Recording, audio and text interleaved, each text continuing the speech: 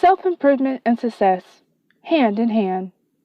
Everything that happens to us happens in purpose, and sometimes one thing leads to another.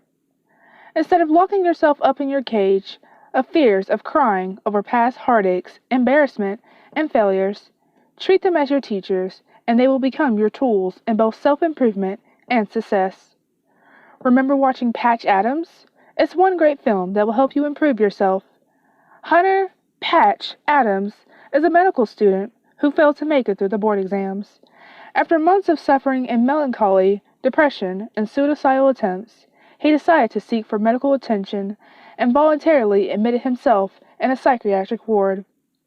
His months of stay in the hospital led him to meeting different kinds of people. Sick people, in that matter. He met a catatonic, a mentally retarded, a schizophrenic, and so on. Patch found ways of treating his own ailment and finally realized he has to get back on track. He woke up one morning realizing that after all the failure and pains he has gone through, he still wants to become a doctor. He carries with himself a positive attitude that brought him self-improvement and success. He didn't only improve himself, but also the lives of the people around him and the quality of life. Did he succeed? Needless to say, he became the best damn doctor his country has ever known. So, when does self-improvement become synonymous with success? Where do we start? Take these tips. Stop thinking and feeling as if you're a failure, because you're not. How can others accept you if you can't accept you? When you see hunks and models on TV, think more on self-improvement, not self-pitying. Self-acceptance is not just about having nice slender legs or great abs. Concentrate on inner beauty. When people feel so down and low about themselves, help them move up. Don't go down with them. They'll pull you down further, and both of you will end up feeling inferior. The world is a large room for lessons, not mistakes. Don't feel stupid and doomed forever just because you failed on a science quiz. There's always a next time. Make rooms for self-improvement. Take things one step at a time. You don't expect black sheep to be goody two-shoes in just a snap of a finger. Self-improvement is a one-day-at-a-time process. Self-improvement results to inner stability, personality development, and success. It comes from self-confidence, self-appreciation, and self-esteem. Set meaningful and achievable goals. Self-improvement doesn't turn you to be the exact replica of Cameron Diaz or Ralph Fiennes. It hopes and aims to result to an improved and better you. Little things mean big to other people. Sometimes we don't realize that the little things that we do, like a pat on the back, saying hi or hello, greeting someone, good day, or telling Mr. Smith something like, hey, I love your tie, are simple things that mean so much to other people. When we're being appreciative about beautiful things around us and other people, we also become beautiful to them. When you're willing to accept change and go through the process of self-improvement, it doesn't mean that everyone else is. The world is a place where people of different values and attitude hang out. Sometimes, even if you think you and your best friend always like to do the same thing together at the same time, she would most likely decline an invitation for self-improvement. We would always remember that there's no such thing as overnight success. It's always a wonderful feeling to hold on to the things you already have now, realizing that those are just one of the things you once wished for. A very nice quote says that, when the student is ready, the teacher will appear. We are all here to learn our lessons. Our parents, school teachers, friends, colleagues, office mates, neighbors, they are our teachers. When we open the door for self-improvement, we increase our chances to head to the road to success. The importance of improving yourself. Sometimes, when all of our doubts, fears, and insecurities wrap ourselves up, we always come up with the idea of, I wish I was somebody else. More often than not, we think and believe that someone, or rather, most people, are better than us, when, in reality, the fact is, most people are more scared than us. You spot a totally eye-catching girl sitting by herself at a party, casually sipping on a glass of Asti Spumani. You think to yourself, she looks so perfectly calm and confident. But if you could read through her transparent mind, You would see a bunch of cloud of thoughts, and you just might be amazed what she's thinking. Are people talking about why I'm sitting here alone? Why don't guys find me attractive? I don't like my ankles, they look too skinny. I wish I was as intelligent as my best friend. We look at a young business entrepreneur and say, woo, what else could he ask for? He stares himself in a mirror and murmurs to himself, I hate my big eyes. I wonder why my friends won't talk to me. I hope mom and dad would still work things out. Isn't it funny? We look at other people, envy them for looking so outrageously perfect, and wish we could trade places with them, while they look at us and think of the same thing. We are insecure of other people who themselves are insecure of us. We suffer from low self-esteem, lack of self-confidence, and lose hope and self-improvement because we are enveloped in quiet desperation. Sometimes you notice that you have an irritating habit, like biting off your fingernails, having a foul mouth, and you, of all people, is the last to know. I have a friend who never gets tired of talking, and in most conversations, she is the only one who seems to be interested in the things she has to say.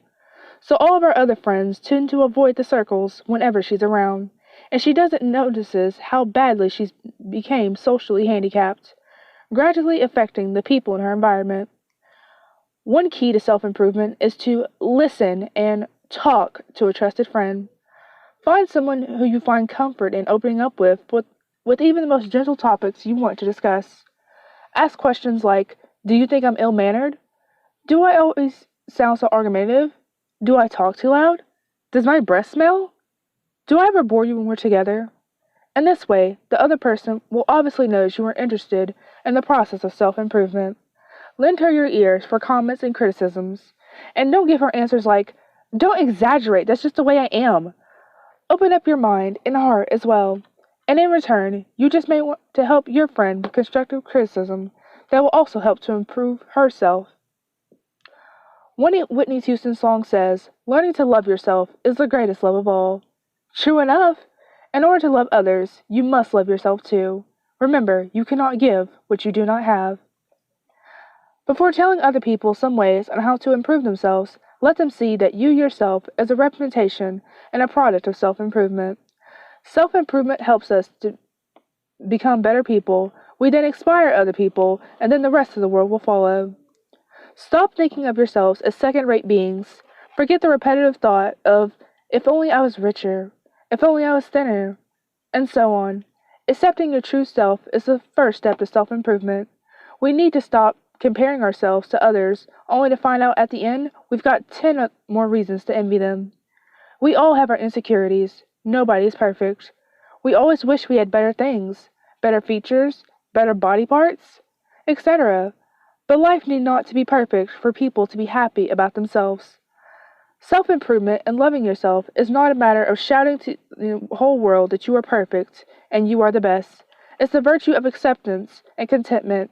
When we begin to improve ourselves, we then begin to feel contented and happy. Building your self-esteem. So how do you stay calm, composed, and maintain self-esteem in a tough environment? Here are some tips you may consider as a starter guide to self-improvement. Imagine yourself as a dartboard. Everything and everyone else around you may become dart pins at one point or another. These dart pins will destroy your self-esteem and pull you down in ways you won't even remember. Don't let them destroy you or get the best of you. So, which dart pins should you avoid? Dart pin number 1, negative work environment. Beware of dog-eat-dog theory, where everyone else is fighting just to get ahead. This is where non-appreciative people usually thrive.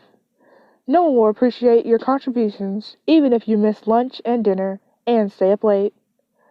Most of the time, you get to work too much without getting help from people concerned. Stay out of this. It will ruin your self-esteem. Competition is at stake anywhere. Be healthy enough to compete, but in a healthy competition, that is. Dart pin number 2, other people's behavior. Bulldozers, brown-nosers, gossip mongers, whiners, backstabbers, snipers, People walking wounded, controllers, naggers, complainers, exploders, patronizers, snufflers. All these kind of people will pose bad vibes for your self-esteem, as well as to your self-improvement scheme. Dart pin number 3, changing environment. You can't be a bug on a brown field. Changes challenge our paradigms. It tests our flexibility, adaptability, and alters the way we think. Changes will make life difficult for a while and may cause stress, but it will help us to find ways to improve ourselves. Change will be there forever. We must be susceptible to it. Dart pin number 4, past experience. It's okay to cry and say, ouch, when we experience pain, but don't let pain transform itself into fear. It might grab you by the tail and swing you around. Treat each failure and mistake as a lesson. Dart pin number 5, negative worldview. Look at what you're looking at. Don't wrap yourself up with all the negativities of the world. In building self-esteem, we must learn how to make the best of worse situations. Dart pin number 6, determination theory. The way you are and your behavioral traits is said to be a mixed product of your inherent traits, genetics, your upbringing, psychic, and your environmental surroundings such as your spouse, the company, the economy, or your circle of friends. You have your own identity. If your father is a failure, it doesn't mean you have to be a failure too. Learn from other people's experience so you'll never have to encounter the same mistakes. Sometimes you may want to wonder if some people are born leaders or positive thinkers. No, being positive and staying positive is a choice. Building self-esteem and drawing lines for self-improvement is a choice, not a rule of talent. God wouldn't have come down from heaven and tell you, George, you may now have the permission to build self-esteem and improve yourself. In life, it's hard to stay tough, especially when things and people around you keep pulling you down.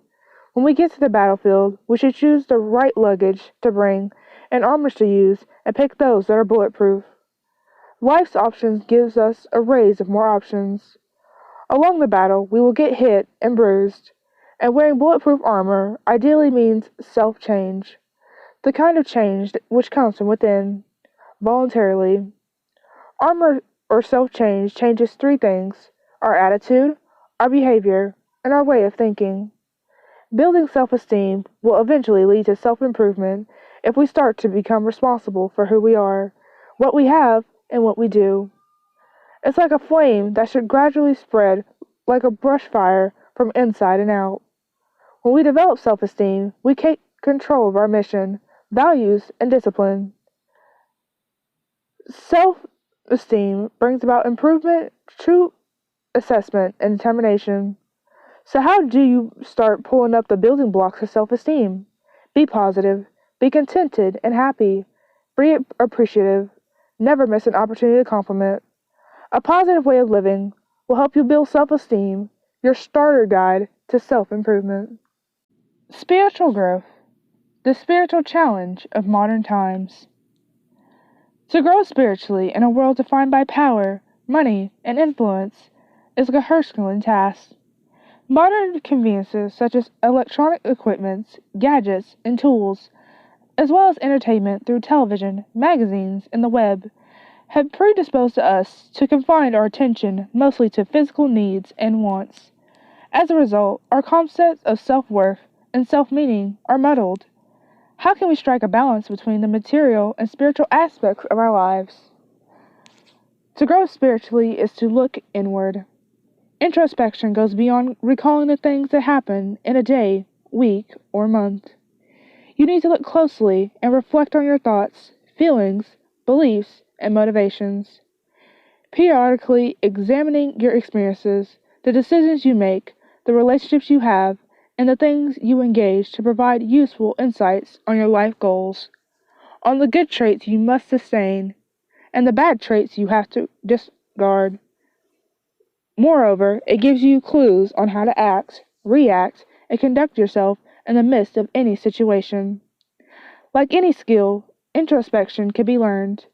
All it takes is the courage and the willingness to seek the truths that lie within you. Here are some pointers when you introspect. Be objective, be forgiving of yourself, and focus on your areas of improvement. To grow spiritually is to develop your potentials. Religion and science have differing views on matters of the human spirit. Religion views people as spiritual beings temporarily living on earth, while science views the spirit as just one dimension of an individual. Mastery of the self is a recurring theme in both Christian, Western, and Islamic, Eastern teachings. The needs of the body are recognized but placed under the needs of the spirit. Beliefs, values, morality, rules, experiences, and good works provide the blueprint to ensure the growth of the spiritual being. And psychology, realizing one's full potential, is to self-actualize. Maslow identified several human needs: psychological, security, belongingness, esteem, cognitive, aesthetic, self-actualization, and self-transcendence. James earlier categorized these needs into three: material, emotional, and spiritual. When you have satisfied the basic psychological and emotional needs, spiritual or existent needs come next. Achieving each need leads to the total development of the individual. Perhaps the difference between these two religions and psychology is the end of self-development. Christianity and Islam see that self-development is a means towards serving God, while psychology view that self-development is an end by itself. To grow spiritually is to search for meaning.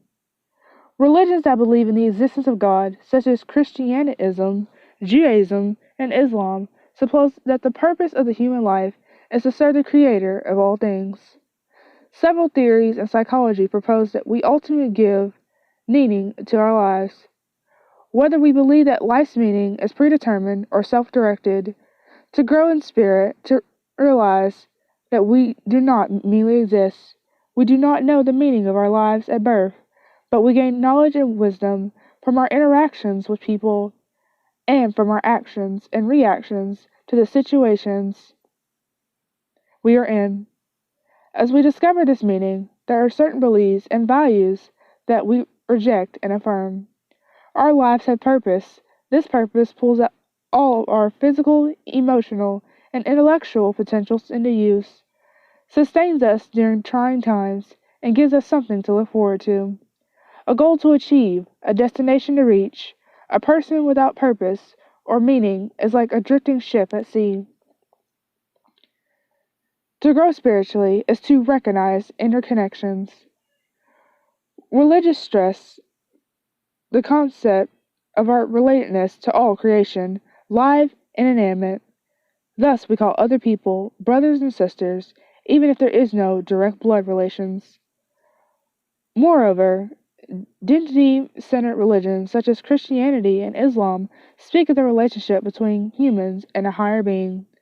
On the other hand, science expounds on our link to other living things through the evolutionary theory. This relatedness is clearly seen in the concept of ecology, the interaction between living and non-living things. And psychology, connectedness is a characteristic of self-transcendence, the highest human need according to Maslow. Recognizing your connection to all things makes you more humble and respectful of people, animals, plants, and things in nature. It makes you appreciate everything around you. It makes you to go beyond your comfort zone and reach out to other people, and become stewards to all of the things around you. Growth is a purpose, thus to grow in spirit, day-to-day encounter. We win some, we lose some, but the important thing is that we learn, and that this knowledge, further from spiritual growth, is made possible. Motivation, the heart of self-improvement. Pain may sometimes be the reason why people change. Getting flunked grades make us realize that we need to study. Debts remind us of our inability to look for a source of income. Being humiliated gives us the push to speak up and fight for ourselves to save our face from the next embarrassments. It may be a bitter experience, a friend's tragic story, a great movie, or an inspiring book that will help us get up and just get the right amount of motivation we need in order to improve ourselves. With the countless negativities that the world brings about, how do we keep motivated? Try on the tips I prepared from A to Z. A. Achieve your dreams. Avoid negative people, things, and places. Eleanor Roosevelt once said, "The future belongs to those who believe in the beauty of their dreams." B. Believe in yourself and what you can do. C. Consider things on every angle and aspect. Motivation comes from determination. To be able to understand life, you should feel the sun from both sides. D. Don't give in and don't give up. Thomas Edison failed once, twice, more than thrice, before he came up with his invention and perfected the incandescent light bulb. Make motivation as your steering wheel. E. Enjoy. Work as if you don't need money. Dance as if nobody's watching. Love as if you never cried. Learn as if you'll live forever. Motivation takes place when people are happy. F.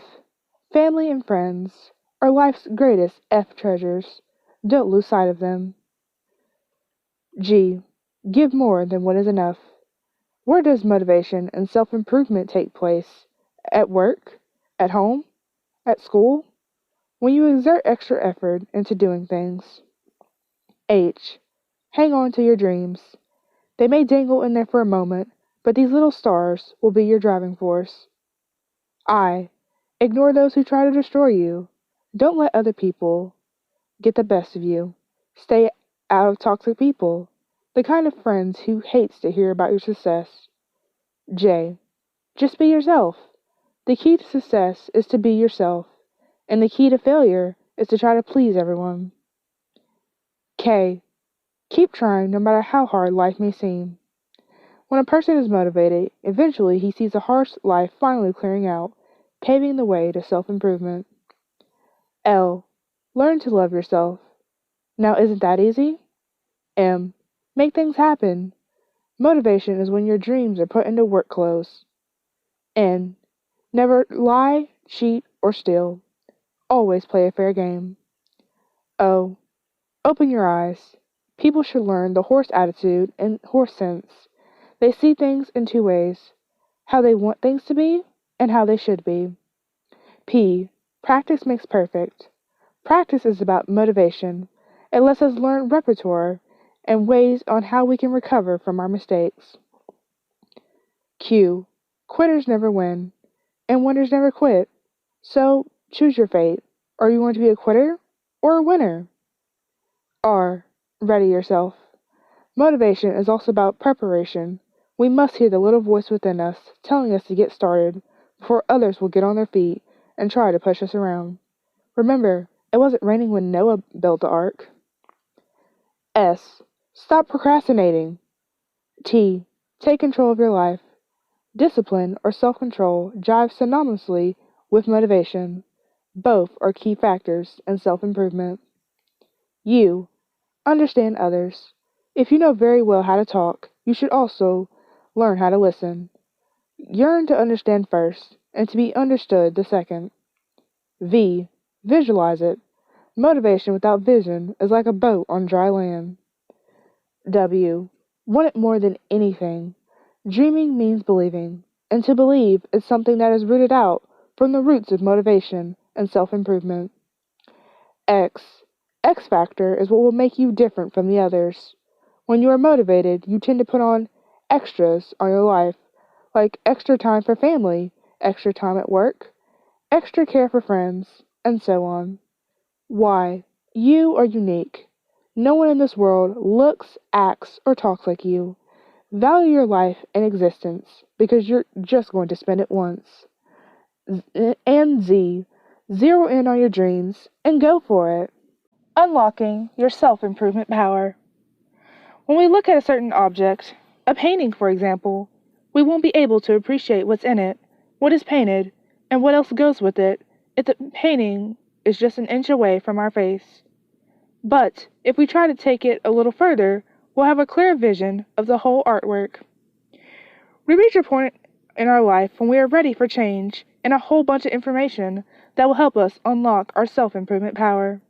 Until then, something can be staring us right under our nose, but we don't see it. The only time we think of unlocking our self-improvement power is when everything got worse. Take the frog principle, for example. Try placing frog A in a pot of boiling water. What happens? He twerps. He jumps off. Why? Because he is not able to tolerate sudden change in his environment, the water's temperature. Then try frog B. Place him in lukewarm water, then turn the gas stove on. Wait until the water reaches a certain boiling point. Frog B then thinks, "Ooh, it's a bit warm in here." People are like Frog B in general. Today, Anna thinks Carl hates her. Tomorrow, Patrick walks up to her and told her he hates her. Anna stays the same and doesn't mind what her friend says. The next day, she learned that Kim and John also abhors her. Anna doesn't realize at once the importance and the need for self-improvement until the entire community hates her. We learn our lessons when we experience pain. We finally see the warning signs and signals when things get rough and tough. When do we realize that we need to change diets? When none of our jeans and shirts would fit us? When do we need to stop eating candies and chocolates? When all of our teeth has fallen off? When do we realize that we need to stop smoking? When our lungs have gone bad? When do we pray and ask for help? When we realize we're going to die tomorrow? The only time most of us ever learn about unlocking our self-improvement power is when the whole world is crashing and falling apart. We think and feel this way because it is not easy to change. But change becomes more painful when we ignore it. Change will happen, like it or hate it. At one point or another, we're all going to experience different turning points in our life, and we're all going to have to eventually unlock our self-improvement power, not because the world says so, not because our friends are nagging us, but because we realized it is for our own good. Happy people don't just accept change, they embrace it. Now, you have to feel a tremendous heat before realizing the need for self-improvement. Unlocking your self-improvement power means unlocking yourself up in the cage of thought that it's just the way I am. It's such a poor excuse for people who fear and resist change. Most of us program our minds like computers. Jen repeatedly tells everyone that she doesn't have the guts to be around groups of people. She heard her mom, her dad, her sister, her teacher tell her the same things about her to other people. Over the years, that is what Jen believes. She believes it's her story. And what happens? Every time a great crowd would troop over their house, in school, and in the community, she tends to step back, shy away, and lock herself up in a room. Jen didn't only believe in her story, she lived it. Jen has to realize that she is not what she is in her story. Instead of having her story posted on her face for everyone to remember, she has to have the spirit and show people, I'm an important person and I should be treated accordingly. Self-improvement may not be everyone's favorite word, but if we look at things in a different point of view, we might have greater chances of enjoying the whole process instead of counting the days until we are fully improved. 3 sessions in a week at the gym will result to a healthier life. Reading books instead of looking at porns will shape up a more profound knowledge. Going out with friends and peers will help you take a step back from work and unwind. And just when you are enjoying the whole process of unlocking your self-improvement power, you'll realize that you're beginning to take things light and become happy. Now for the Crash Course 7-day program to self-improvement. I seem to have lost count on how many times I've read and heard of celebrity marriages falling almost left and right. Not that I care, and personally I don't. It seems strange that we often see movie and TV stars as flawless people living the fairy tale life of riches and glamour. I suppose we all have to stop sticking our heads in the clouds and face reality. There are many ways to lose your sense of self-esteem, despite of how trivial it could get. But whatever happens, we should all try not to lose our own sense of self. So, what does it take to be a cut above the rest? Here are some things you can think and improve on that should be enough for a week. Day 1. Know your purpose. Are you wandering through life with little direction? Hoping that you'll find happiness, health, and prosperity? Identify your life purpose or mission statement, and you will have your own unique compass that will lead you to your true north every time. This may seem tricky at first when you see yourself in a tight or even dead end, but there's always that little loophole to turn things around, and you can make a big difference to yourself. Day 2. Know your values. What do you value most? Make a list of your top 5 values. Some examples are security, freedom, family, spiritual development, and learning. As you set your goals for 2005, check your goals against your values. If the goal doesn't align with any of the top 5 values, you may want to reconsider it or revise it. The number shouldn't discourage you. Instead, it should motivate you to do more than you could have ever dreamed of. Day 3. Know your needs. Unmet needs can keep you from living authentically. Take care of yourself. Do you have a need to be acknowledged, to be right, to be in control, to be loved? There are so many people who have lived their lives without realizing their dreams, and most of them end up stressed, or even depressed for that matter. List your top 4 needs and get them met before it's too late. Day 4. Know your passions. You know who you are and what you truly enjoy in life. Obstacles like doubt and lack of enthusiasm will only hinder you, but will not derail your chance to become the person you ought to be. Express yourself and honor the people who has inspired you to become the very person you wanted to be. Day 5. Live from the inside out.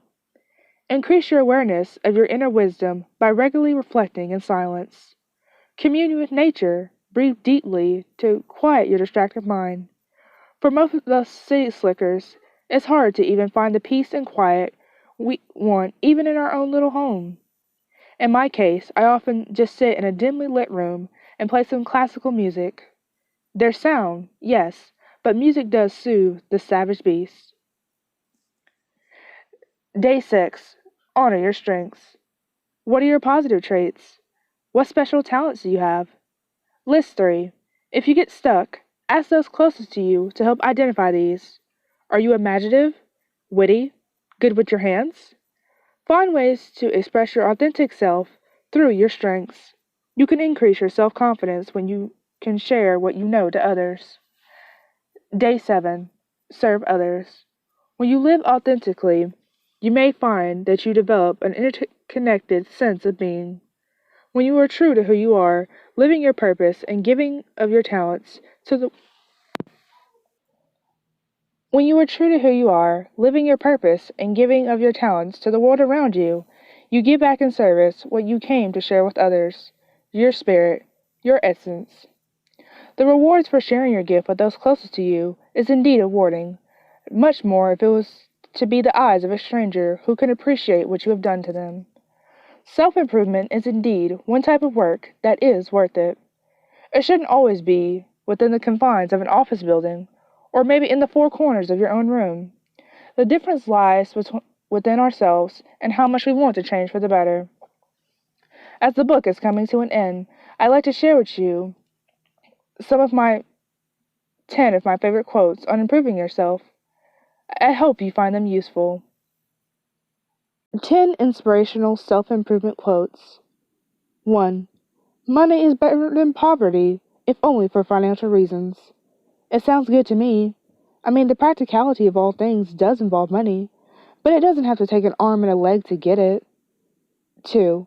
I believe there's something out there watching us. Unfortunately, it's the government. Enough said. 3. There are worse things in life than death. Have you ever spent an evening with an insurance salesman? This happens to be one of the classic ones. I mean, the issues about life's little problems isn't all that bad until he shows up. Sure, relationships can get complicated, or does it is complications that probably any author about relationships is bound to discover soon. We follow what our heart desires, unless you're talking about the heart, as in the heart that pumps blood throughout your body. 4. Love is the answer, but while you're waiting for the answer, sex raises some pretty interesting questions. And, if you want more, just keep on asking. 5. A fast word about oral contraption. So, I asked a girl to go to bed with me. She said no. It sounds practical, I think, and when it comes to everyday life, he really knows how to make the best of every possible scenario, and it doesn't involve a lawsuit if he strikes a nerve. 6. Basically, my wife was immature. I'd be at home in the bath, and she'd come in and seek my boats. I never had a boat in my bathtub before. Just staring at it while soaking hot water makes me seasick already. 7. I am not afraid of death. I just don't want to be there when it happens. If it rains, it pours. 8. I am thankful for laughter, except when milk comes out of my nose. It could get worse when you're guzzling on beer or mouthwash, and it happened to me once. 9. If you want to make God laugh, tell him about your plans. At least he doesn't smite us with lightning, and I'm thankful for that. And despite what may happen to all of us in the next 10, 20, or even 30 years, I guess we'll all have to see things in a different kind of light and not just perspective. I can't seem to imagine life without any piece of wisdom that could guide us. Whether we're religious or not, it takes more courage to accept your fears and learn how to deal with them. It's all that matters when it comes to even just getting along. And to sum things up, here is the last nugget of wisdom to go by, however, whenever, and wherever we may be. 10. The talent for being happy is appreciating and liking what you have instead of what you don't have.